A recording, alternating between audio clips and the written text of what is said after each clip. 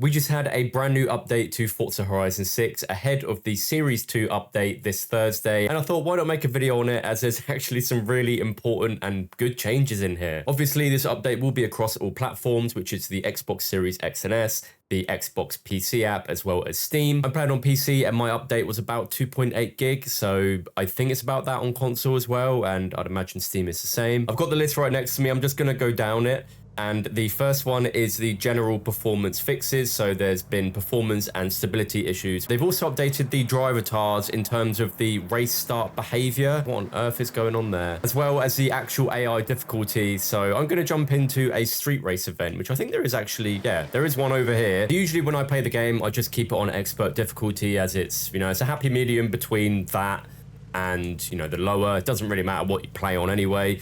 But in street race events specifically, I'd usually have to put it to above average or sometimes even average because of how broken the AI were. So I guess we can get a... Oh, no, I don't want to do that. Whoops, hang on. Back to expert, there we go. I guess this time we can get a proper new look at how all of this is going to be. So usually they would all shoot off at the start and be gone for quite a bit. Whereas this time they're already crashing into traffic and I'm in second. Okay. Maybe the AI need another tweak because this definitely shouldn't be happening. And it was especially in the rain as well. I remember doing street race events a lot of the time. They would be in the rain and all of the AI would just have like unlimited grip even in the rain. So it just wouldn't matter what you did. Regardless of your difficulty, you'd just be screwed, pretty much. I could potentially up it to pro, or maybe, no, I don't want to do unbeatable, because that would probably be a bit too much. Cross-country events, especially Bowie Knife 99, that old chestnut, would always be at the front, and I just wouldn't be able to catch up to them. Hopefully that's also changed, but... yeah, I guess they can look at this now and hopefully look at feedback and be like, this is either good or we've adjusted it too much because this AI feels very easy. Or maybe I could finally just improve my difficulty rating, you know? Yeah, I have dusted them. Next up is audio. So there's been improvements to audio performance on lower spec devices. They've also adjusted the volume of the air vents on the 2010 Lamborghini Murcielago. Don't even know if I have that. Lamborghini bought like the actual sound of them. Ah, yes. You can't hear them at all now. Or if you can, they're like extremely quiet, but I can't hear them and I've got my game on max volume. I know there was a few other cars that had that when like their spoilers went up. It was really loud, which I assume that's normal. But a lot of people complained about it. So I guess this is one of the cars people complained about, but it is fixed. And where on earth were they going? The next thing is badges. So fix an issue with the Screechy Clean badge. I already have it, so I guess that's fixed. And 1,000 drift or e-drift skills of any grade, and you get the little duck badge. I believe the issue with that is it just wasn't counting anything at all. So they fixed that and you've now got a duck badge if you want that. Also go over the next one. I will spin some wheel spins, but they have fixed an issue where the leaderboards will sometimes display the wrong drivetrain. And they've also fixed an issue with convoy leaderboards where times may not appear consistently for all players in the convoy, specifically at drag meets and time attack circuits. So am I going to get anything good out of these remaining wheel spins or am I just going to get shafted? Probably going to be that, isn't it? Yep. Brilliant. And... okay, don't worry, I take it back. Thank you very much. So in Series 1, in the daily challenges, we've had loads of issues with that. We've actually got a specific update on that where they've said all daily challenge points in Series 1 will retroactively reward to players for each season they participated in. To claim these, players must visit Series 1 in their playlist history. That is why that says 40 out of 45, because I haven't done 2 of these, but I haven't done this either, which rewards 5 points, and I only need 5 points. So that's at least a good fix for that, because some of these were broken for people, and I was stressing because I want the achievement to get the full festival playlist done for a series, and now everyone can get it as long as you've been doing everything else. They've also fixed an issue where the weekly challenges didn't have a completion label, as well as daily challenges and the seasonal job activity we have being completed over time. That's also been fixed. The very big one now is Horizon Play, and it's to do specifically with the levels. A lot of people complained at how long it took to get to level 100 for that achievement, which is completely understandable. That was a joke.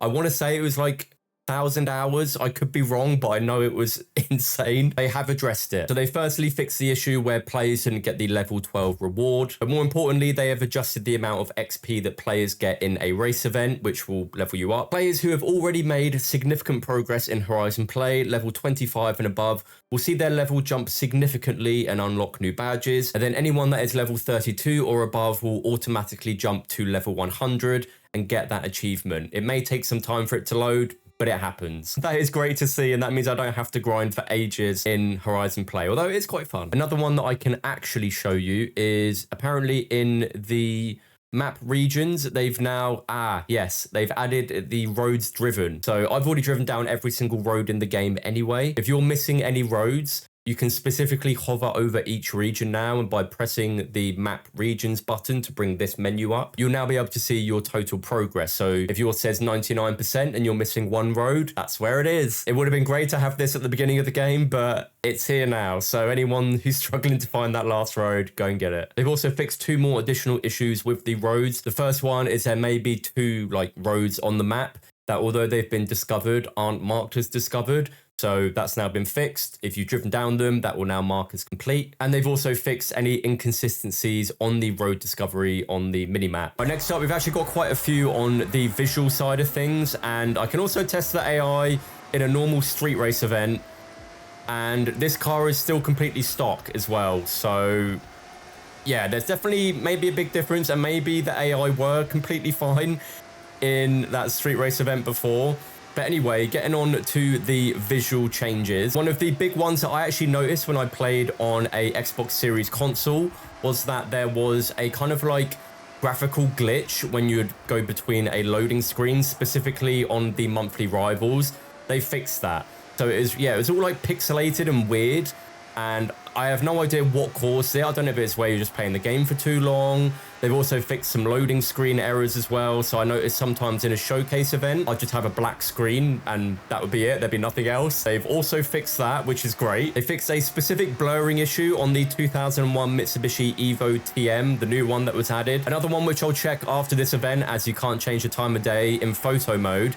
But when you change the time of day in photo mode in the normal free roam, it would sometimes look weird, like the lighting and everything. They fixed that. They've also fixed a few more things in photo mode, like some green artifacting. And then the last 2, one is in street racing. So, you know, the flares that pop up as the checkpoints instead of these things. If you have a upscaler on, they fixed it so they don't look like just really naff and low poly. And they've also fixed a thing where rain particles are just completely disabled on the high preset. I don't think I ever experienced that issue, but it's good to know. This AI throughout this event definitely feels a lot more like it should be. I'm using a stock Lamborghini Murcielago in a expert difficulty race event, and I'm probably not even going to win it, which is good. You know, it should be like that, but I'm going to quit right before it so it doesn't mess up my stats. All right, let's check the photo mode. So when you're in photo mode, and let's just use the backdrop, why not, with the sky and everything like that, doesn't really matter.